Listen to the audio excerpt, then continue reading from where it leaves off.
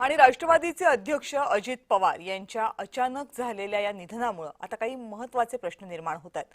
काय प्रश्न आहे ते यावर एक नजर टाकूया। सगळ्यात महत्त्वाचा प्रश्न आहे की दोन्ही राष्ट्रवादींचा आता काय? दोन्ही राष्ट्रवादींची सूत्र ही आता शरद पवार यांच्या हाती जाणार का?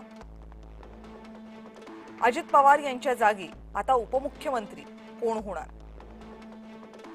अजित पवार यांच्या निधनानं राष्ट्रवादी काँग्रेसच्या विलीनीकरणाचा निर्णय हा निकाली लागणार की तो खटला तसा सुरू राहणार?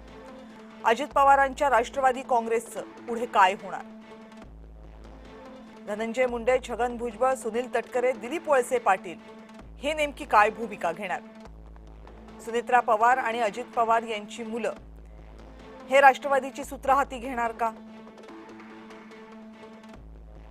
युगेंद्र पवार, पार्थ पवार, जय पवार यांच्या राजकारणाचं आता काय?